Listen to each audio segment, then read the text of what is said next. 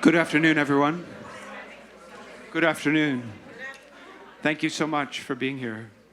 It's a great blessing to be able to gather for Fiction as Icon, a conversation and reading with Catholic novelists. First, Abigail Favale will read from her new novel. Then Jonathan Geltner will read from his novel In the Works. We'll turn to a kind of conversation on the ways in which fiction is iconographic. And we'll end by opening everything up to a more public question and answer. Let us first, though, begin with just a short prayer. In the name of the Father, and the Son, and the Holy Spirit. Glory be to the Father, and to the Son, and to the Holy Spirit, as it was in the beginning, is now, and ever shall be, world without end. Amen.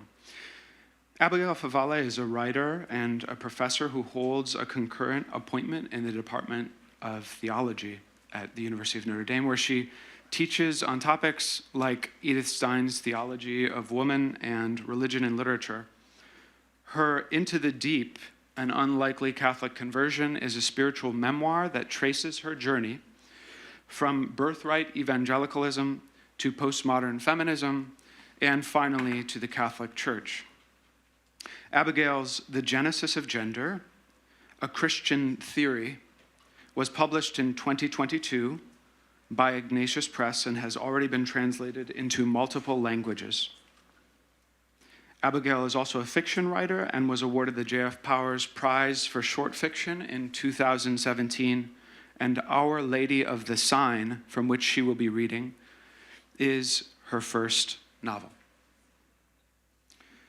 Jonathan Geltner is translator of Paul Claudel's 5 Great Odes and the author of a novel, Absolute Music. He teaches literature and creative writing at Adrian College and Eastern Michigan University, and in the MFA program at Ashland University. Welcome to both of you. Abigail, if you'd do us the honor of reading first.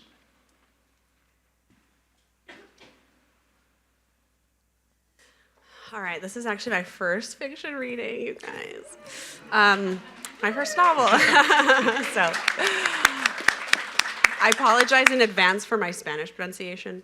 There's a few Spanish words in here, so they look better written than what I say out loud. So. Just to contextualize what I'm going to read with you a little bit. So the basic premise of this novel is the protagonist, a woman named Simone, who's in her 30s, is feeling very dissatisfied with her life.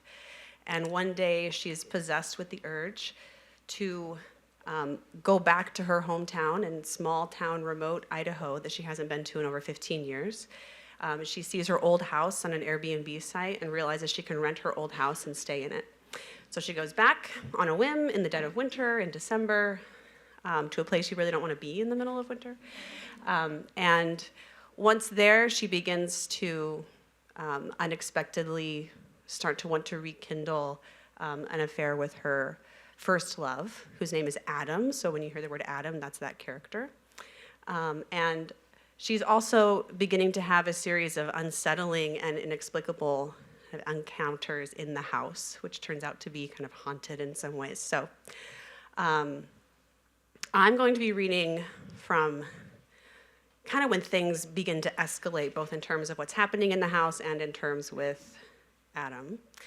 Simone is not a religious character at all, but anyway, so I think that's important to know about her character as I jump in.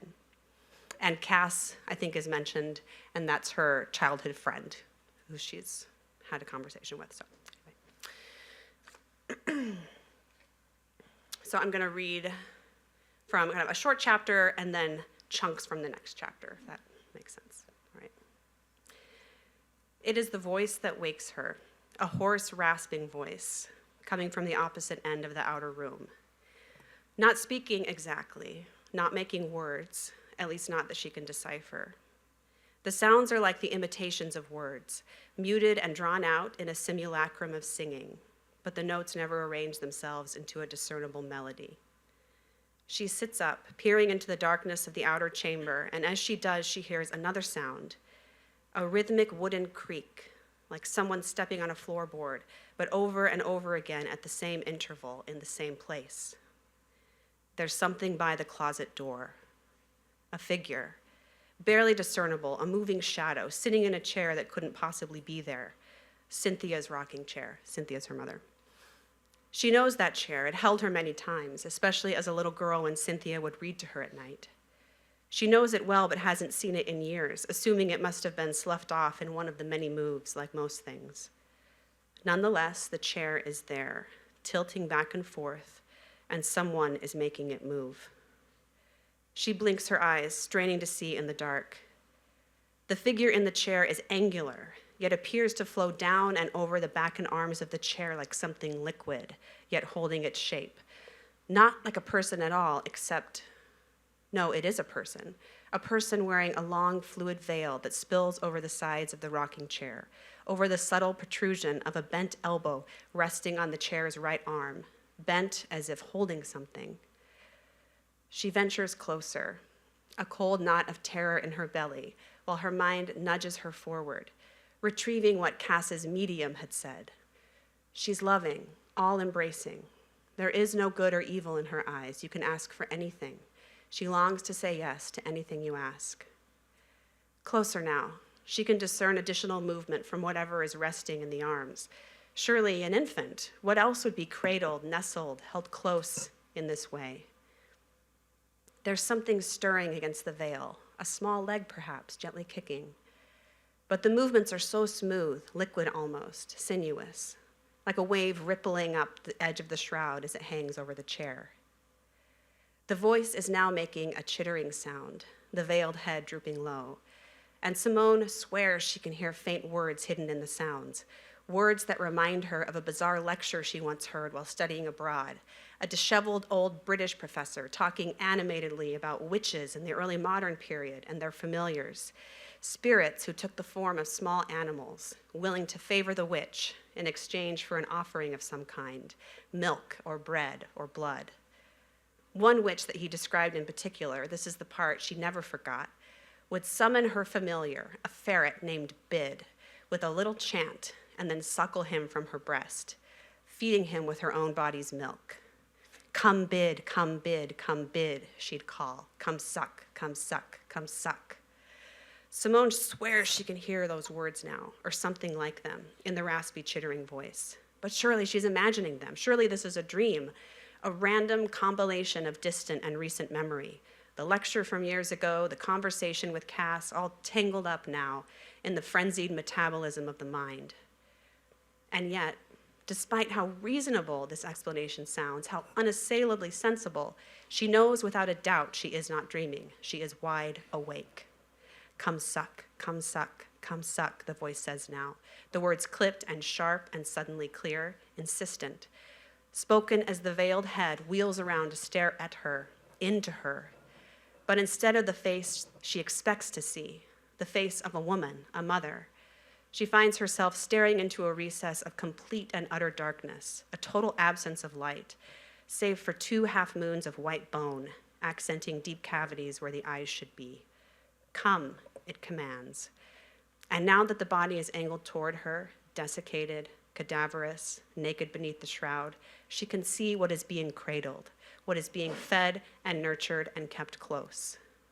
A serpent, hulking and albinotic, with ravenous red eyes, lap cradled and coiled tight except for the head and tail, the tail flicking idly, teasingly against the shroud, rippling the shadowy fabric, the spade-shaped head lifted up and back, fangs buried in the offered breast, frothing blood and milk, the muscles in the serpent's neck undulating, drawing deep. She waited as long as she could to call Adam. She waited in terror, unable to sleep after what she'd seen. Adam answered quickly, already on his way to the nursing home for the morning shift. In rapid, halting half-sentences, she tried to tell him what happened, what she saw, and every word that tumbled out of her mouth filled her with frustration and shame. She knew how crazy she sounded. Are you sure you weren't dreaming? Of course he asked this, the only possible response that a reasonable person could have, parroting the same question she'd asked herself dozens of times.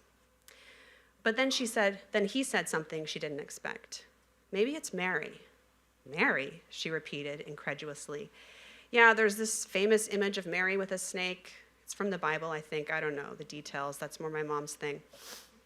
But Adam, she trailed off. To her, the Virgin Mary was a saccharine pastel projection of idealized femininity, docile and facile and sweet.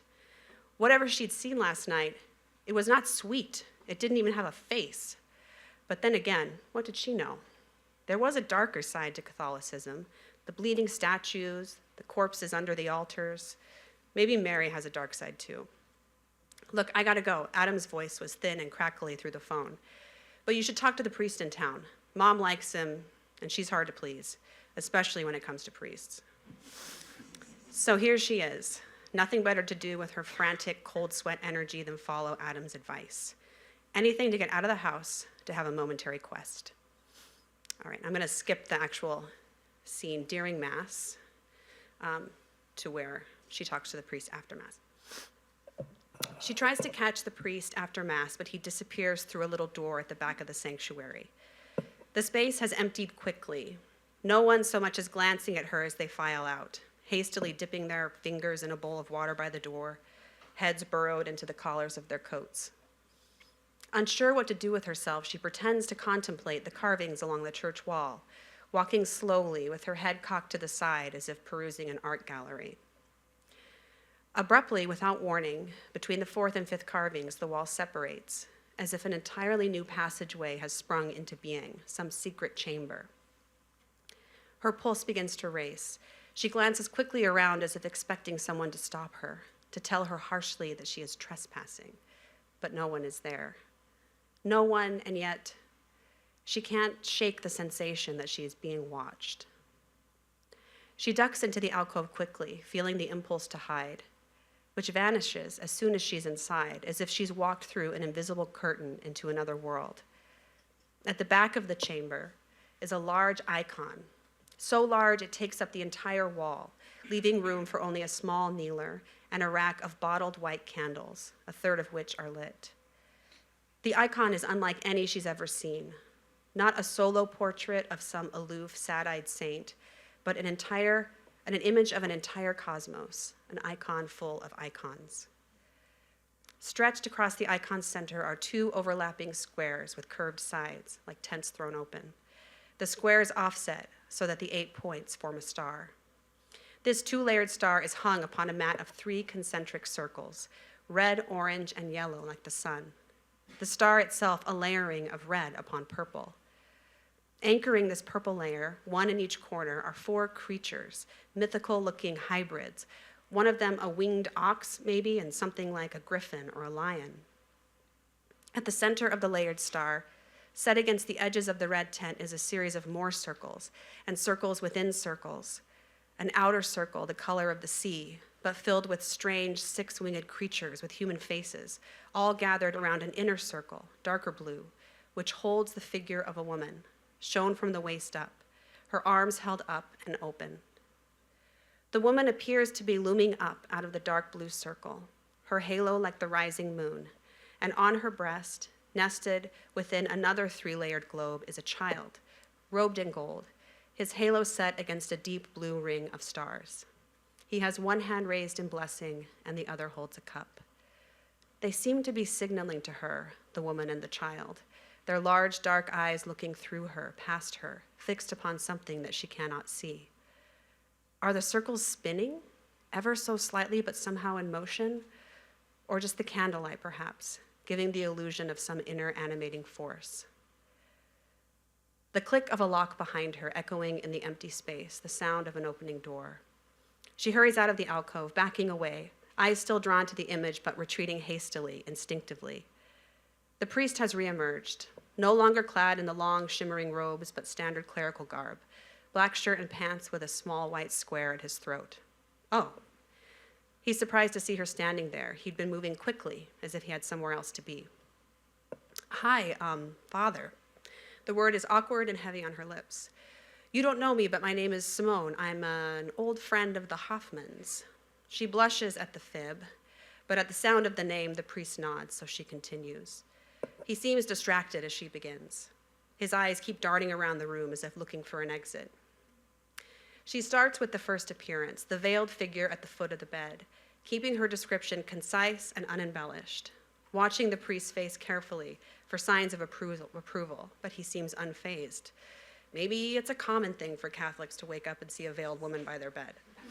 And the second time, the next night, there was a snake. The priest perks up a little at this. Ah, a snake, yes, under her feet. She hesitates. She's crushing it, yes? Not exactly. What then? The priest is staring at her through his round spectacles. She finally has his attention. Simone cradles her arms awkwardly, moving them back and forth as if rocking an invisible infant, not wanting to say the word breast in front of a priest. She was feeding it, holding it and feeding it. She gestures toward her chest, from here. Dios mío, he whispers under his breath, crossing himself. I came to you because, well, someone told me it might be Mary. The priest stares at her, unblinking. That's not Mary. She must go to confession, he says, as soon as possible, right now. No, I'm not Catholic. The house needs to be blessed, he says, as soon as possible, but not right now. It's a busy time. He glances apologetically toward a large wreath near the altar with pink and purple candles all lit, and Simone remembers that it is December 23rd, the day before Christmas Eve. He can come the day after Christmas, he says, 3 days from now, but Simone demurs. No, she's only staying there temporarily. It's not her house. She might be gone by then. At this, he disappears through the narrow door, re-emerging with something in his hands, a plastic vial of water and a glass vial of coarse white grains. Holy water and exorcised salt, he says. Very powerful. But, he adds, peering over his spectacles at her, not as powerful as confession. She takes the water and salt reluctantly, but without protest, feeling it would be rude to decline, having imposed upon his time, something she already regrets. She's not sure what she expected going to a priest.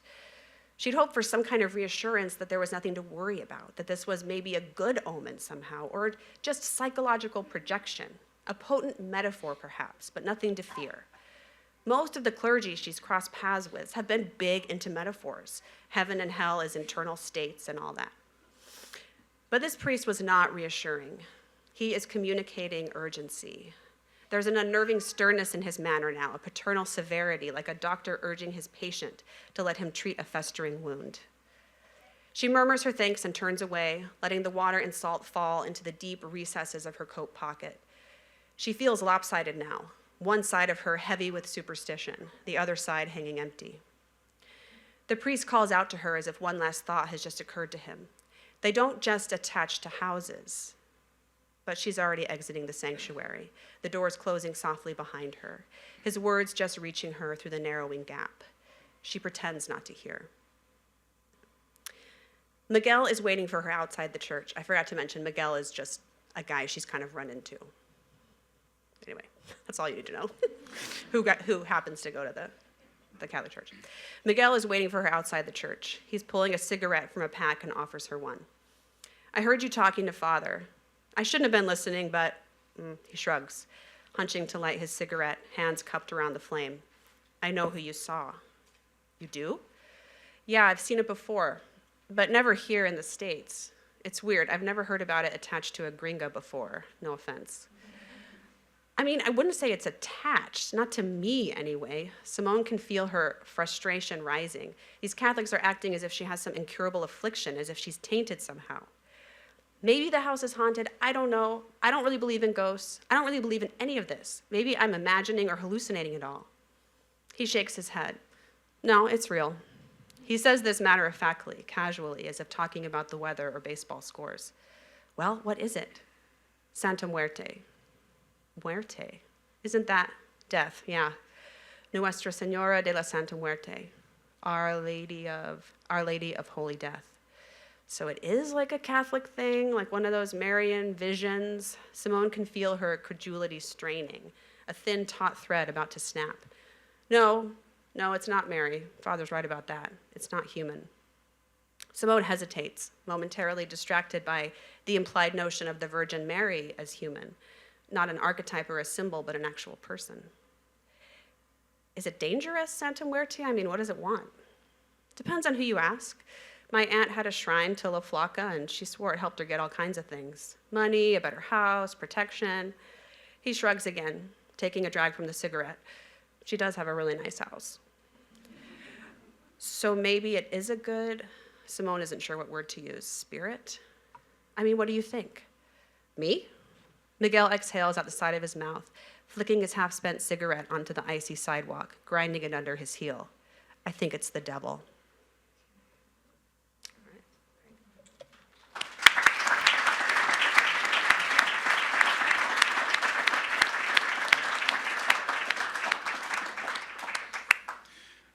I love the way in which the initial scene of the woman sitting in the chair who's repeatedly described as shrouded and veiled, a kind of veiled grotesquerie, is not the only of the two extended images that we get that kind of disturbs and unsettles her, that in fact also the icon of Our Lady kind of provokes and picks something in her soul instead of providing a kind of immediate relief or resolution.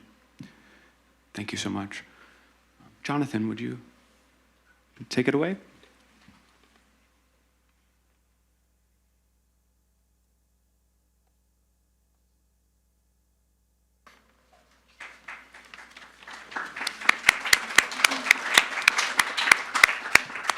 All right, hello. Thank you, Abigail, for your excellent reading. It's a wonderful novel, by the way, everyone. You should definitely read it if you haven't already. Our Lady of the Sign. I'm very grateful to have the opportunity to test out new material on an unsuspecting audience. This is actually the first time I've read from a work in progress, so we'll see how it goes. I'm going to read a couple of mirroring passages from my next novel, which is called The Tenderness. You can think of it as an allegorical and chivalric romance written in the guise of a realist novel set in 1999 in the valley of the Ohio River and in northern Michigan. It's about romantic friendship as much as a romantic relationship in the fullest sense, which doesn't really occur until the end of the book. The heroine's name is Sybil Nestle. She's 19, a music student, and a devout Christian. She lost her mother 5 years before the story begins. The hero is named Will Feyerabend, like the philosopher Paul Feyerabend. He's 25. He's a surveyor, a cartographer, and a landscaper, planning to do a PhD in classics to work on environmental history, and he's not a Christian, though he is celibate at the time of this story for a reason which may become apparent momentarily. After sharing a Greek course for a year, a course in ancient Greek, the pair are translating the New Testament together over the summer. That's how this whole thing gets going. The whole story starts. And the last thing I'll mention is that when you hear the name The Beautiful River, that is a proper name in this story. It's derived from the 18th century French colonial word for the Ohio River. And in this book, the river is a character. All right, so I'm going to read first from early in the novel and then a second scene closer to the middle. When Sybil woke for the first time on the morning of Sunday, the 20th of June, the clock on the table next to her bed showed a few minutes past 6. Although the sun was about to rise, and this was a normal time for Sybil to wake, on this morning she could do little at first besides attend to her discomfort. The large bedroom where she had awoken adjoined a bathroom, the door to which was open. Sybil discovered by the sink a tall glass of water, a bottle of Advil, and toothbrush and toothpaste laid out for her on top of fresh, neatly folded towels. There was also a note which read, "Good morning, Sybil. Sleep as long as you want and freshen up if you like. This bathroom is just yours and mine for the moment. Lovely meeting you yesterday. Signed, Trish." She regarded the other door to the bathroom and thought Patricia must still be asleep in that bedroom, so Sybil would not take a shower yet. But she brushed her teeth thoroughly to remove the aftermath of wine and cider on tongue and teeth and lips, and swallowed the medicine to relieve her throbbing head. The last that Sybil remembered was sitting on the patio watching Will and Patricia play and sing. She thought of the strange guitar Will had played, the one from Portugal, and the deep sadness in his song, which she could not construe. The siblings' voices together had been so beautiful, and she recalled what Evie had said to her. "This is what you must do, Sybil, have children who make music together, the best birthday present I could ask for." While she thought of Will's mother, and of his sister and brother, his father and his grandmother, all of them living in the house now, Sybil didn't feel so bad, and her appearance in the bathroom mirror seemed agreeable enough. But when she remembered the rest of the music, when she remembered that raven-haired girl, Tara Wilde, with her flawless skin and Irish dancing and her short skirt and the leather belt with its Celtic knot for a buckle that matched the belt Will always wore, when this image recurred to Sybil, she saw with sudden clarity every bit of acne on her own face. She felt ill and exhausted, and the rising tide of anxiety threatened to overwhelm. Sybil returned to bed. But there she was only visited by worse worry. She thought of her grandfather's surgery and what it meant for the farm up north. She thought of Emily bringing Joe to the apartment, Emily who seemed more excited to fool around with her new boyfriend in the place than to enjoy it, their first apartment, with her lifelong best friend. She thought of her father's coming move and Marina's coming baby, and what all these things entailed in terms of money. Sybil remembered that yesterday Michael Feyerabend had offered her a job, that she had gushed crazily to Patricia about Interlaken, that's Interlaken in Michigan, by the way, had played badminton like a maniac, had said God knows what to Evie about church, and had revealed her inability to dance, though this had not stopped Evie and Trish and even Tara Wilde from trying to teach her. All of this because she had boldly, not to say rudely, invited herself to Evie's party. And yet, to bring herself relief, it was Evie whom Sybil called to mind.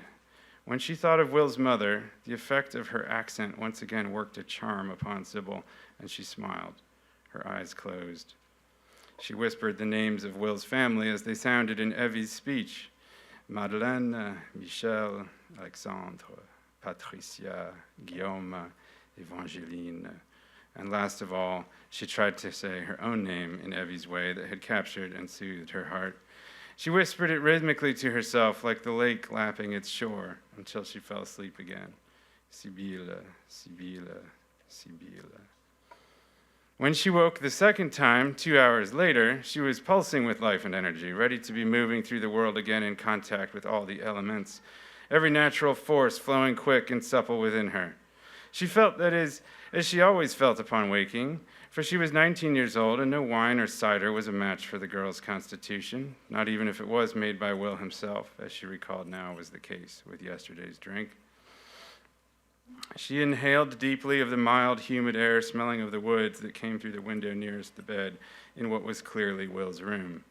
She moved about, parting the curtains of the other 3 windows. Spread out below her was the little vineyard and orchard, and beyond and below them the beautiful river, beaming in the morning light. The strong and muddy deity was pleased to greet Sybil on this last day of spring. She wished to encourage the girl and sang subtly into her soul, as she often did to Will and to Evie, a simple feeling: you are home. Golden light from the sky, and as it seemed from the beautiful river, flooded the room behind her now, so Sybil turned to see what it held, how the light gleamed on bookshelves, on 3 guitars, including the fig-shaped one from Portugal, on a drafting table and writing desk, on what looked like medieval banners or coats of arms, and on swords hanging on the walls. So at this point, she inspects the entire room, of course, but I'm going to skip ahead to where she finds some maps in a drawer of the desk. Sybil sat at the desk and pondered Will's maps, discerning quickly that they showed an unreal Ohio Valley, each creek and hill exactingly drawn and replete with fantastical vineyards and orchards, castles and shrines. These places bore French and Latin names, and their histories and inhabitants were detailed in Will's calligraphy that filled the margins. Sybil thought what a wonderful thing it would be to read a letter from him written in this way, or a poem. Like living for a moment in another time or another world, nobler than this one, more complete. A lady would read such a script. And with this thought, Sybil looked up at the largest of the medieval images, the one hanging over the desk. This one not a print, but woven like a tapestry. Ruefully, Sybil thought that it was only thanks to Marina and her father's new religion that she knew she must be looking at Jesus and Mary. The image was of blue and red and gold. At the center was a woman no older, Sybil thought, than herself, although her features were not very precise. She wore a red garment, and over that a long blue mantle and hood. A boy child sat upright in the crook of the woman's left arm. He was clad in blue, like the woman, and his brown hair was surrounded by what Sybil took to be a halo. The woman wore a crown over her head. She gestured with her right arm to the boy she held. Behind the woman and her child, depicted in gold, was what looked to Sybil like the altar of a church and the large screen composed of several parts behind it. Or perhaps it was a massive throne. The background against which Mary and Jesus and the throne, if that's what it was, were depicted was the same brilliant blue as Mary's mantle, a shade which made Sybil think of the lake in summertime or of the sky above its towering dunes. In white, above the image, were the letters A and M. Below the image, but still against the blue background, was a shield shape in white to match the letters, and on the shield, a large circle in red to match Mary's garment beneath her robe. 2 swords hung next to the banner, one of them the same, Sybil thought, that Will had used in the staged duel with Mark yesterday. The light gleamed on the swords, complementing the gold and the white of the banner and contrasting with the blue. Sybil felt a desire to touch the image, and she rose to do so. The fabric was somewhat coarse, but it felt good to touch, for it was solid, connecting her to this fairy tale place, evidence that she had not dreamed it all.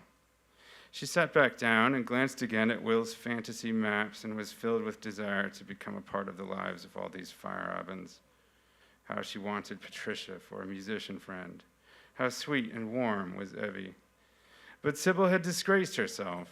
She had gotten drunk for the first time in her life, and she must have fallen asleep on the patio while Will and Patricia and the others were still playing and singing.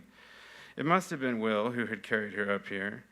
The first and last time she thought she would ever see this room. Surely Michael Feyerabend would not now want her for his editorial assistant. And Will, it had all been too perfect. Now Sybil must endure disenchantment.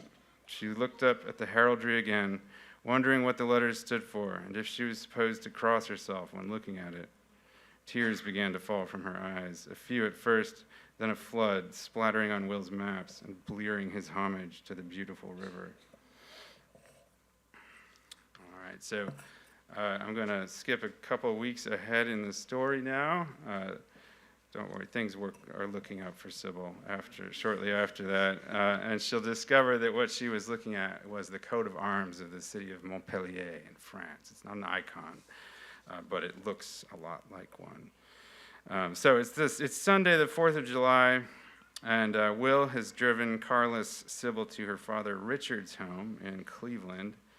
Richard's new wife is Marina. She's been mentioned already. She's an emigre from the former Soviet Union, and Richard has converted to her Russian Orthodoxy. Richard is not a composer like Will's father, but he is a musicologist.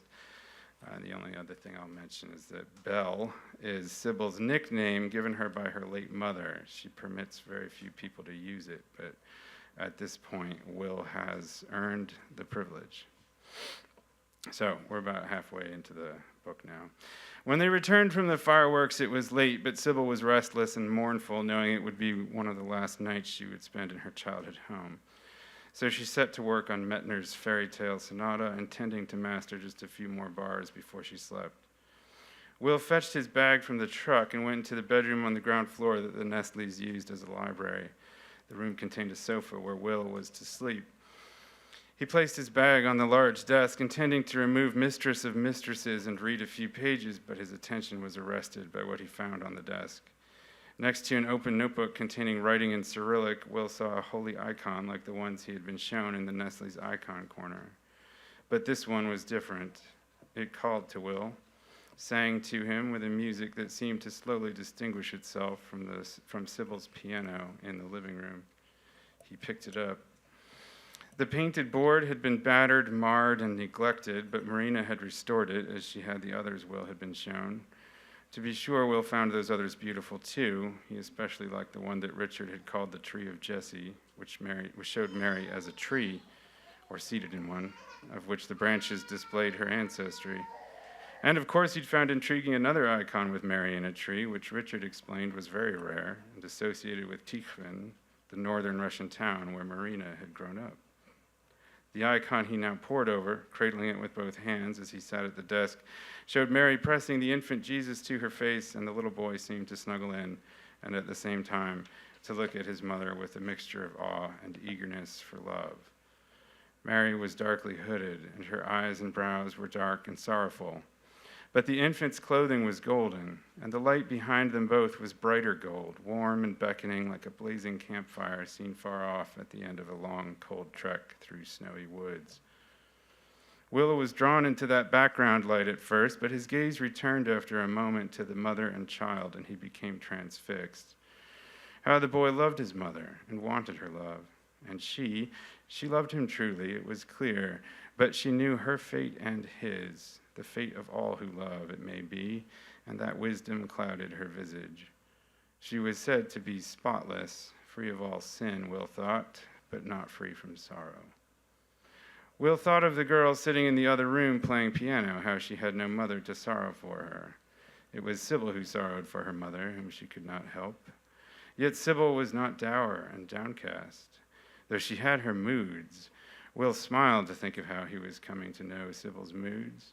She was blazing gold like the light in this icon. That was her appearance. Had he not twice now seen her illuminated like this? But it was her heart just as surely. Now Mary, this Mary, was dark like Evangeline Cavalier. It's his mother's maiden name. Dark like Tara Wilde. Thinking of Tara, Will's mind turned to the drive up to the Nestle home. What did I tell Sybil? He demanded of himself. That I didn't still love Tara, and that Tara didn't love like this. She refused this love. She turned us away from it. Why? Before she started to cry, that's all Belle said, why? And I told her what? I told her that Tara had been afraid, and that I understood that and forgave her. But I told Belle I hadn't been afraid, that I had wanted this. Will placed the icon before him, holding it upright and resting his arms on the desk. I did want this, he said aloud. I swear I wanted it, but I was also afraid. He heard Sybil's brothers pass in the hallway talking about the Dungeons and Dragons campaign setting Will had given them. He recalled the longsword lesson he had offered the boys in the backyard with the sugar maple branches, when Sybil had suggested, after seeing how suspicious her father was of the fantasy, that Will show them the real thing, as she called it. Will wondered what Richard really thought of the game and of the makeshift sword play. It wasn't real at all, Will thought. It never is. He wondered if he'd now spent more time holding swords than he had spent holding a woman he loved, swinging swords, playing games. Swords, he said, but never my own child. Never the child that should have been mine. Now, glaring at the icon, it was as if he spoke to the woman or her child through streaming tears. Why are we afraid? He whispered. So much fear. Mephobeste, the hairs of your head are numbered. Mephobeste, you are worth more than many sparrows.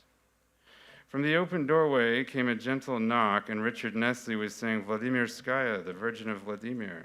Not the original, but very old. In Russian, that type is called Umilenia. In Greek, it's Eleusa.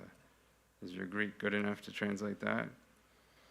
Will, startled, nearly dropped the ancient image on the desk. He turned to face Richard. Merciful, he said. I'm sorry, I didn't damage the icon, I don't think, but I probably shouldn't be touching it. Richard shut the door and walked over to Will. He said, merciful is right, or tender, compassionate. It's okay to feel something strong when looking at that. Marina's been contemplating it and writing about it in that journal while she prepares to welcome her first child. She believes that spending time with the icon is good for the baby. I'm sure that's true, Will said. She'll be a wonderful mother.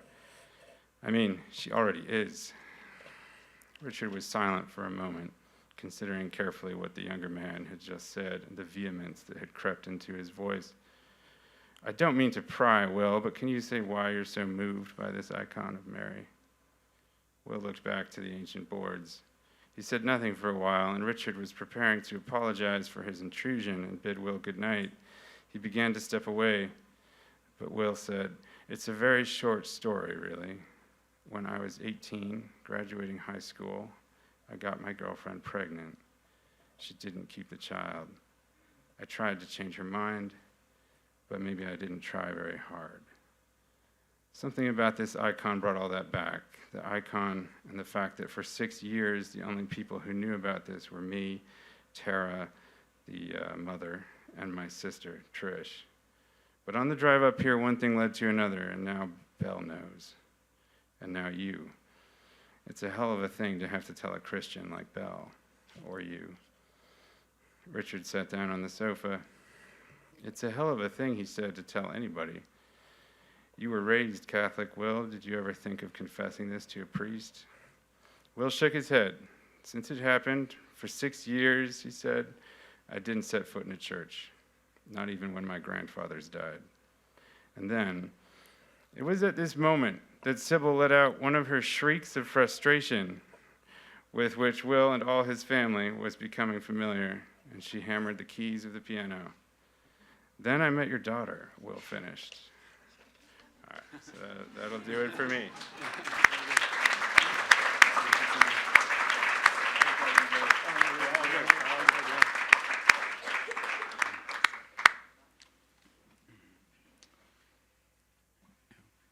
Thank you again, and what a deep delight to be able to partake of these passages. Some of the first questions that I'd love for the both of you to tease out, your novels already begin to answer dramatically, but I'd love for you to kind of also further articulate some of the things that you're striving for and some of the intentions that are caught up with these dramatized scenes you've given us. And we'll approach this question through the way in which icons show up in or influence your novels. And to continue that question, why this verbal response to the visual?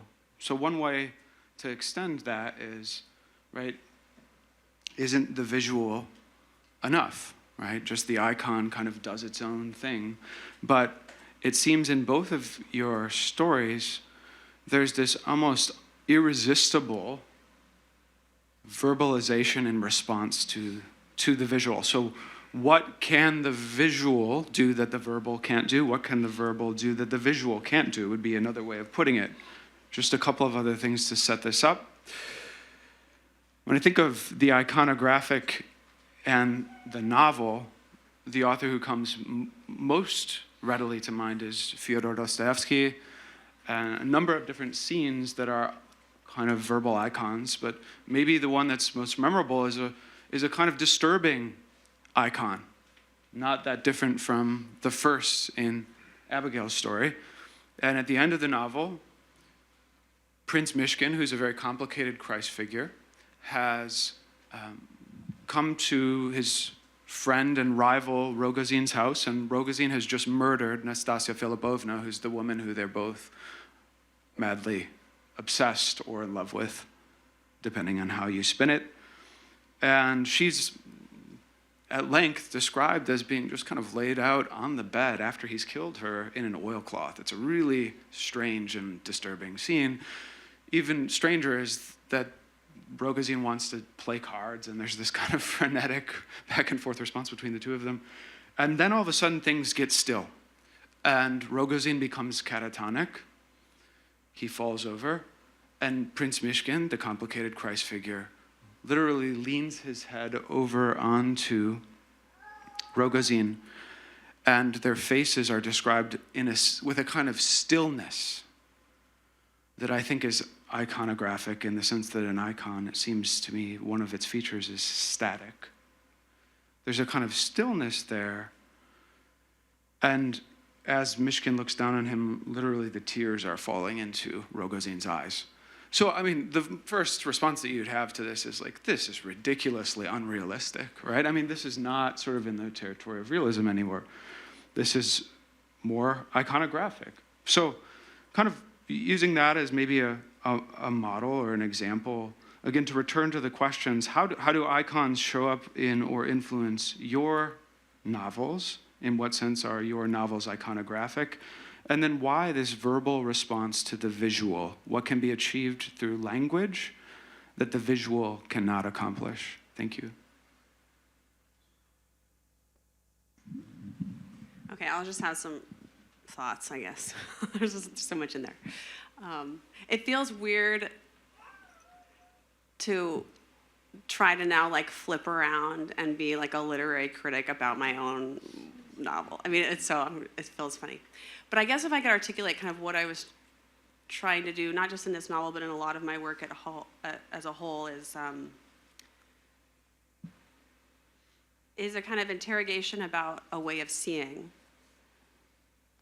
I think we are inculcated in a way of seeing that, I don't know, to quote, like Thomas Howard puts it this way, modernity has this mythos that nothing means anything. And the old myth is that everything means everything, right? So the visual world is a sign and image of a deeper and higher, more intense reality. So what we see is a kind of shadowy realm, like a realm that doesn't actually give us the full power of reality. And I think icons, that's what they're about. Like everything in an icon means something more than itself. Everything in an icon is intensely symbolic, and it's pointing towards, trying to be a window into this realm that we as moderns have kind of bracketed off, we've become blind to. And so this novel in many ways is a novel about conversion. It's about this main character who begins to kind of enter into another way of seeing. So she has kind of existed in the world as if there is nothing beyond what we can see, right? And then suddenly, it's not even just that she's beginning to glimpse it, but it's like breaking in to get at her, right? And so I think we often, as moderns, whatever you want to call it, like we think about the imagination, oh, that's the faculty that kind of makes stuff up, you know, it's fanciful, right? But actually the imagination is about reawakening us to the fact that images are deeply real, right? The imagination is an image-making faculty to show us not what isn't real, but actually what is deeply or more real than what we can see. And so in a way, like a fictional icon, what I'm trying to do is kind of to reawaken the reader to the fact that all of reality is an icon, right? In a certain way.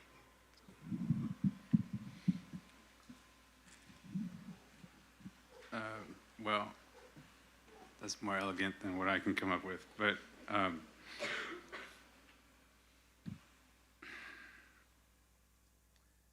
I think, a couple of things to note, at least about how I think of using iconography or writing iconographically in a long piece of fiction.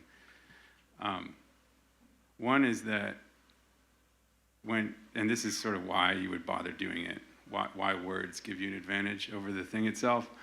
At least I'm doing what I just read. What I do, I don't just write a straight ekphrasis, a description of a visual image of some kind. I write a character who's beholding it. So what you're actually reading is not an ekphrasis. You're reading, it's a psychological moment. So an icon or any scene that is iconographic gives a writer an opportunity to freeze a character before it and examine how that character responds to what they're beholding. And it's an opportunity, I mean, this wouldn't necessarily happen every time, but it's an opportunity for epiphany, for a realization, or for a shift in how we're how someone looks at the world, occasioned by beholding this particular kind of image. And you would want to think, well, like, what sort of image is that actually? I mean, so there's many kinds of icons. I actually brought a few books about icons that I've been reading in case anyone wants to check them out later. There's many kinds of holy icons in the Christian tradition, and quite a number of them depict action, events. They're not static. I mean, they're literally static in the sense that they're painted images, but they're depicting something ongoing or an event. So it's a question of media, I suppose. Are we thinking about the content of it? Or are we thinking about the medium that the character is looking at? Are we thinking about the medium of words in which the audience, the reader, is encountering it? And then the only other thing I can think to say about icons in writing, as I approach it as a writer and as a teacher of writing, is that, and I think I learned this by studying Edmund Spenser in The Faerie Queene, reading The Faerie Queene many years ago, and loving that poem, admiring Spenser a lot. At the heart of every canto of this enormous, sprawling romance epic that Edmund Spenser wrote in the 16th century, there is some sort of essential image. It's basically an icon. It's a scene that is especially significant. It feels loaded with significance, like Abigail's saying. It seems to mean more than what it looks like. And I really found that way of structuring a long piece of writing to be important, because as a reader, as a person, you're trying to build up a library of essential images in your mind over the years of your life, and you're cultivating that just like you would be growing a personal library in your home. And one of the things that a writer can do is contribute to that personal store of imagery. And Spenser did it very effectively for me. Many other writers have as well. And I think of my own writing as operating in that way, at least trying to some of the time. And I encourage writers to do the same, to structure what they're doing around some sort of essential image at the core of their story or a part of their story, because I think that that's what we want. That we're sort of looking for that. We have a hunger for these archetypal or significant images. We want to add them to our personal storehouse of them, and it's also just a very effective means of writing. You think of yourself as building around these sorts of images. So. To use an actual icon or something similar, like a painting, or in this case, a coat of arms of a French city, probably a less common choice. But to use something like that, it's already, prefabricated. It's convenient for a writer. And there's no reason not to use a convenient thing that the world has given you. I mean, that isn't that one of the other features of an icon, is that there are these conventions that you don't kind of innovate upon, but they're just sort of readily available for you, and you're participating in them. Yes. I'm gonna just play literary critic for 30 seconds here, because I didn't write these novels, and I promise I won't transfer this into the venerable form of literary criticism that is an Amazon review. But it strikes me that Abigail, you had mentioned that, on the one hand, you have these responses to icons, and on the other hand, the end aim is to kind of draw out the way in which everything is an icon. And I noticed that it seems like the descriptions of the responses to the icons are kind of high water marks of the narrative, right? There's something kind of climactic about those encounters that leads to this extensive rumination and response to them, on the one hand. And yet on the other hand, then in Jonathan's novel, first Sybil is looking at the shield, I think it was, and the shield has this blue coloration of Mary's mantle. And then after that, he's looking at Sybil, and Sybil has this blazing gold that kind of creates an aureole around her, almost as if the contemplation of the icon is rubbing off on the way in which he sees her. So I think it seems like kind of both of those things are happening. Okay. Final question. In both of your works, you're involved in kind of smuggling these wonderful elements of melodrama, and I mean that sort of like with scare quotes only to destroy the scare quotes, because I think that it's wonderfully melodramatic, that's more familiar to romance and horror and the Gothic, even more familiar to Dante's Divine Comedy, where we have, right, human beings with serpents kind of wrapped around them in a way that's kind of in this territory of your first scene, Abigail. And in Jonathan's novel, besides the part that he read, there's a kind of martial arts battle in the city of Cincinnati, on the streets of Cincinnati itself. And Cincinnati becomes also kind of like a pilgrimage site, which, you know, I mean, it's kind of not typically considered as such. James Joyce famously said, if I can get to the heart of Dublin, I can get to the heart of all the cities in the world. And I think that there's a lot of that caught up with Jonathan trying to get to the heart of Cincinnati and get to the heart of every city. But nonetheless, it's maybe not an everyday happening to witness a martial arts battle in the city of Cincinnati. So, and then we have even just the name, Sybil, right? Sybil here is the name of a human being, not a kind of mythological creature who you go visit to get a kind of ticket or prophecy to the underworld. So on the flip side, you have kind of regular or sort of like more classic realism. And I think of something like Hemingway's Big Two-Hearted River. And if you've never read that story, that's fine. There will not be an exam. It's basically just a war veteran returning to a Michigan town. The town is decimated, burned over, and he's going fishing for kingfisher trout. And it's a really retelling of the kingfisher myth, which is, right, the land is infertile and the king is fishing for the Holy Grail. But you kind of wouldn't know that just reading the story. You know, it's buried under the iceberg. Whereas, again, in your stories, what's typically buried under the iceberg in kind of realistic fiction is sort of blooming, right? It's spilling over onto the page. So if you could just speak to kind of what you're up to and why you're resorting to romance and horror and Gothic and sort of smuggling these things into your novels. Thank you. So to give like a super really pedantic answer, I just really like spooky stories. So the idea for this novel came when I was at my parents' house in Idaho and it was snowing a ton, and I just kind of read a spooky story and I was like, why aren't there more Catholic horror novels? Like, we have so much to work with. Like, I want to write one. So that was where it began. But if I were to kind of reflect on maybe what I was sensing there in that impulse, is that I think horror as a genre takes the supernatural very seriously. It's one of maybe, sorry, this is like feedback. One of the only kind of major genres that still has a kind of supernatural realism to it, right? It tends to focus on the dark side, of course. I mean, even things like fantasy, the supernatural exists, but it's often in another world rather than ours. But in horror, it's like, no, like the thing coming to get you is here. It's in the room, you know? And I think we just have so much to work with as Catholics.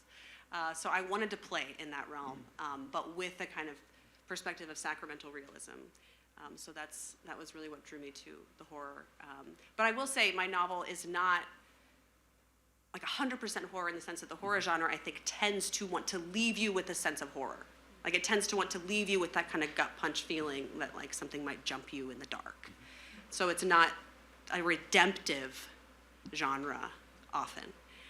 So I wanted to use it to kind of reawaken the reader, or kind of awaken the reader to the reality of the supernatural, but also not leave the reader in the kind of, you know, dark with the skeleton lady feeding a serpent. You know, like, that's not where the novel ends, let's say. But you got to go through there to get to the end, and you've got to kind of have a confrontation with the devil, with hell, with evil, right? Because it's not just a matter of kind of recognizing like, oh, goodness, beauty, truth, but also you need to learn like what evil is, right? And learn how to say no to the devil as well as yes to God. Yeah, I mean, just really quickly, it seems like one of the gifts of the Catholic literary tradition is precisely to show us what evil really is. Instead of characters just having sort of like minor flaws or they're just not nice, right? Like these are people who are in outright rebellion against God in some cases, and the Catholic novel captures that. Jonathan?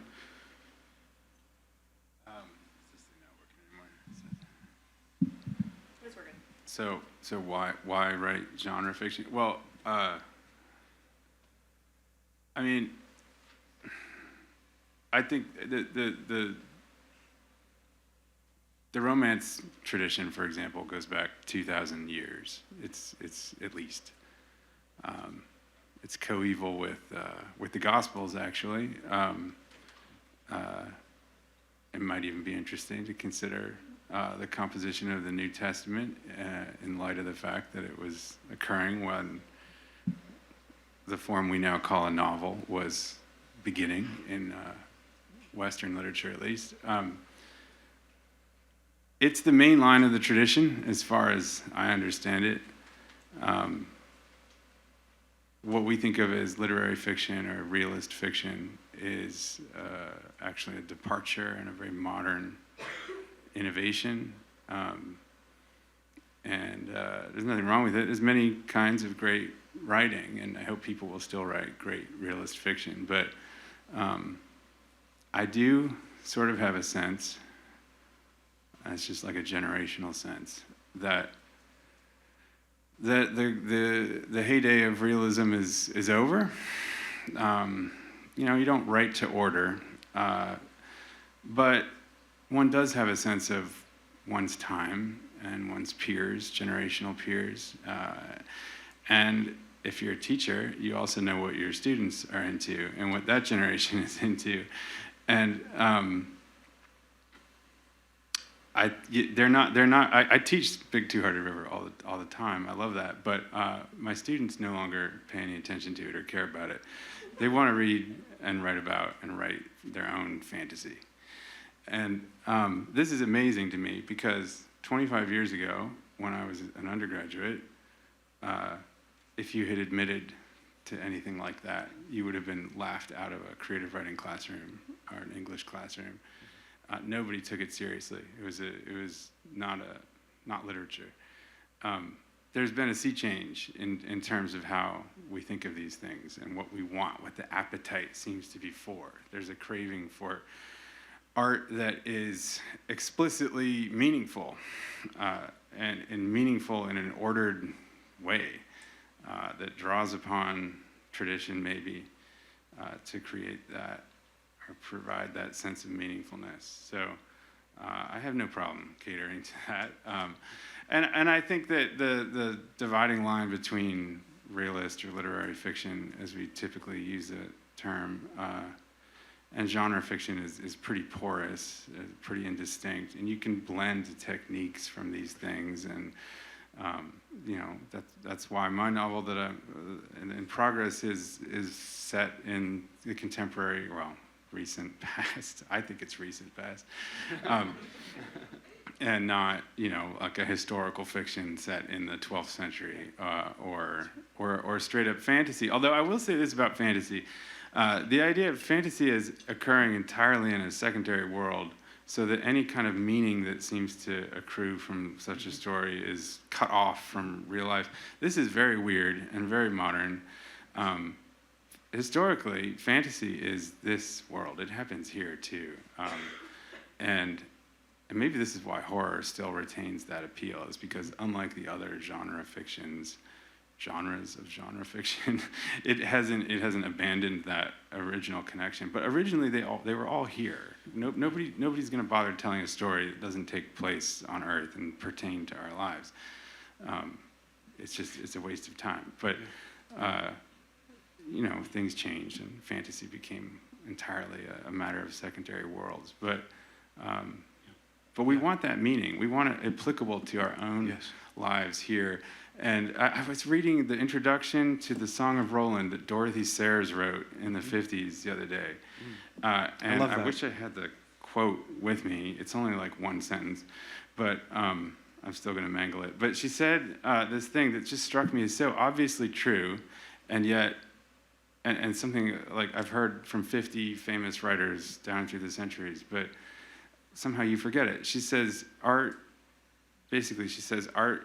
provides exemplars of right conduct and good life, and real life tries to imitate it. That's what its point is to do. So yeah, the Catholic tradition or any other might very well be depicting evil characters in rebellion against God, things like that. But it also ought to be depicting heroism. For sure. And we need new.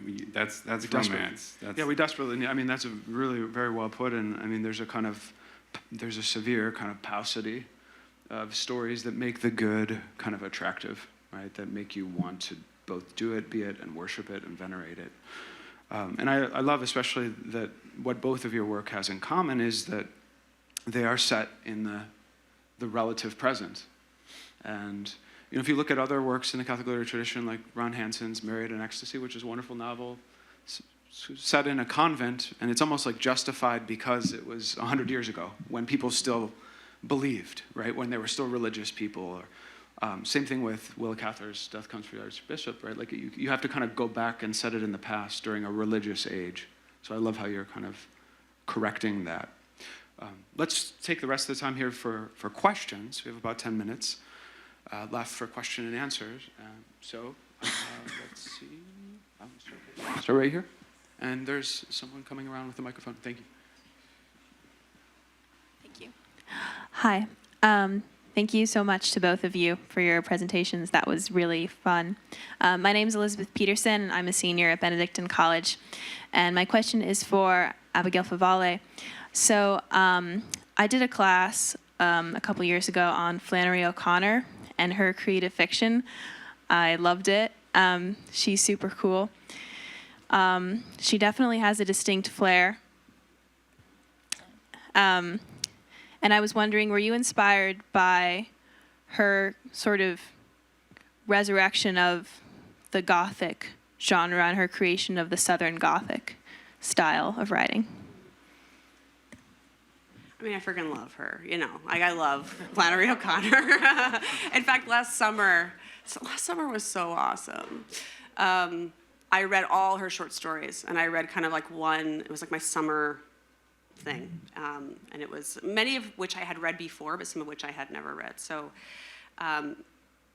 yes, I mean, I'm hesitant to be like, my work is inspired by Flannery O'Connor, because I feel like it very much pales in comparison. And I think I stylistically are very, very different. I think stylistically, especially with this novel, like I wanted the style itself to have a kind of energy to it. Like I wanted it to be a page turner. And so I think there's something so wonderful about Flannery's more restrained kind of prose style. But in terms of like the sacramental realism, that's what I would say is, I feel like the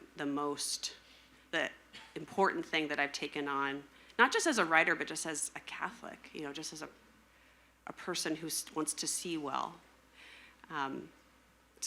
She's the master, the grand master of sacramental realism, I think, and just disturbing, you know, which I love. I love when things get disturbing with Flannery. Yeah. Good. Another question. Let's see. I think right over here was next. John. John designed this cover, by the way, which is isn't this such a good cover? I also like match it. I didn't mean to, but anyway, he's great. He also added a little phrase on the back that says, the heir apparent of Flannery O'Connor.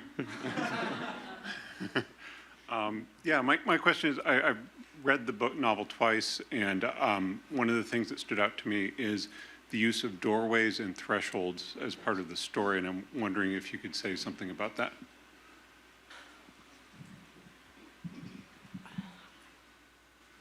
I don't know if I have anything profound to say, because one of the things I like about fiction writing is that I don't really know what's happening.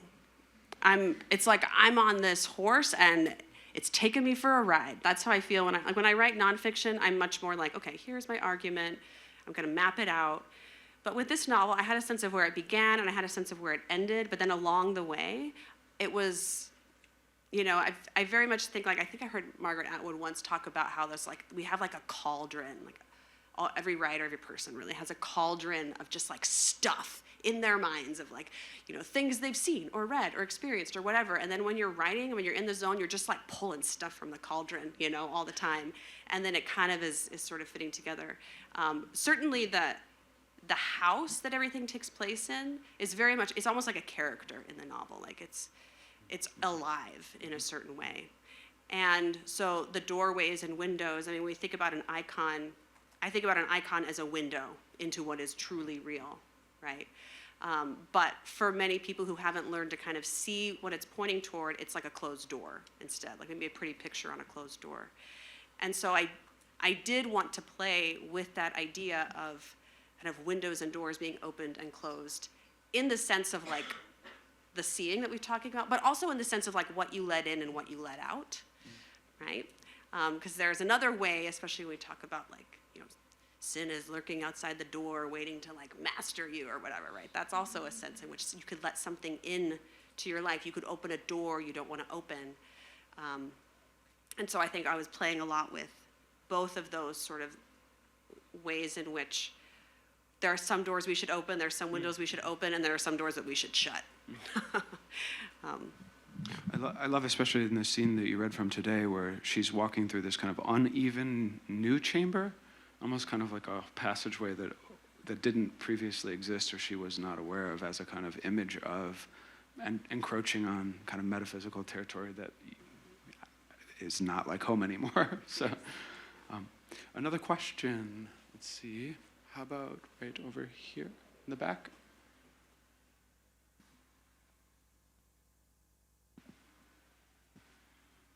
Thank you. Professor Favale, I found it amazing that your protagonist's name is Simone. That is just so cool. A question for the whole panel. Do you find it challenging to write a character who's a man if you're a woman, or is a woman if you're a man, or is an atheist if you're a believer, and vice versa? And if you do find it challenging, what kind of challenges are there, and how do you overcome them? While you're thinking, I'll just say, I just published a novel called Blue Walls Falling Down last year, and the protagonist, Stella, is a woman. And someone, again, asked a similar question, and I don't know. I've been married for 17 years at this point, so one of the things that I think helped to write that character was, the two become one flesh, or something is wrong. So it was actually kind of like automatic and relatively easy to enter into that, surprisingly so, I would say.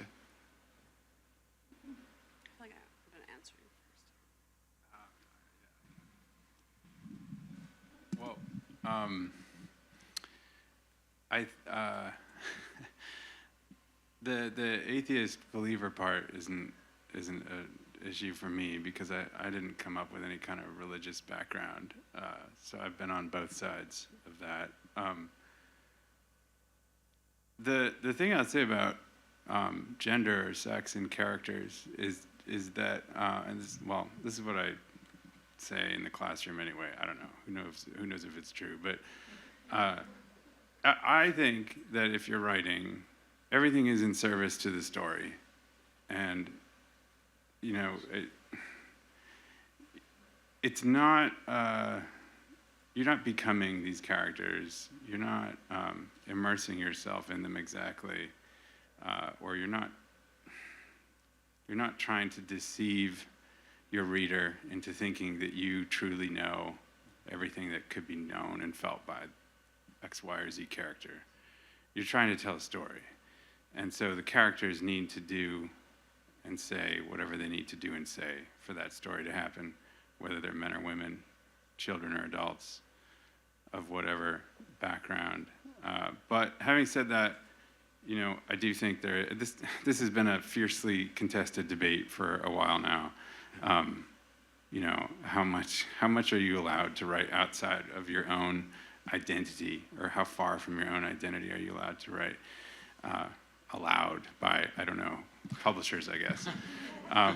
And I think that does ultimately come down to an individual writer's own sense of comfort in what they're doing.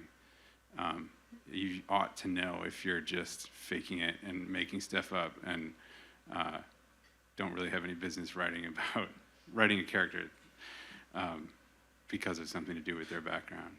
Well, yeah, I mean, Zadie Smith wrote an essay a couple of years ago where she says basically this kind of stay in your lane approach to fiction destroys the whole project of fiction, because you're always imagining yourself into another. So if you can't do that, good luck. Right. Yeah, I think so. I mean, I haven't written like a novel with a male protagonist, although the short story, which I won the J.F. Powers Prize for, has a male protagonist. And I didn't feel any kind of inhibition. I think it's because that story sometimes stories or characters, they just come to you. Like, Venus rising with from the pond or whatever with all the lily pads, and you're like, oh, okay, I guess I'm writing this character. I don't spend time navel gazing about oh, should I write a man? It's like, no, just do it well. Make this a three-dimensional, human character. And same, I mean, it helps, I think, that, in terms of writing, from the perspective of a non-believer, that I have had times in my life where I have been a non-believer. And so it is helpful to kind of remember, how did I think about things, or how would, to kind of remember, try to remember, what is it like to be at Mass when you don't know what the bleep is going on, to try to remember that. Okay, I was like that once, and so how can I really do that well, to be able to draw on sort of experiences like that. But I agree that the whole point of fiction is that you get to enter other, you get to cross lines that you can't in reality. You get to be other people or bring other people into being. Hopefully it's done well. Well, according to the atomic clock, and not according to the Kairos time of Irish hospitality, we are 1 minute over, so we will bring this to a conclusion. But thank you, everyone. This is a total and pure joy. Thank you.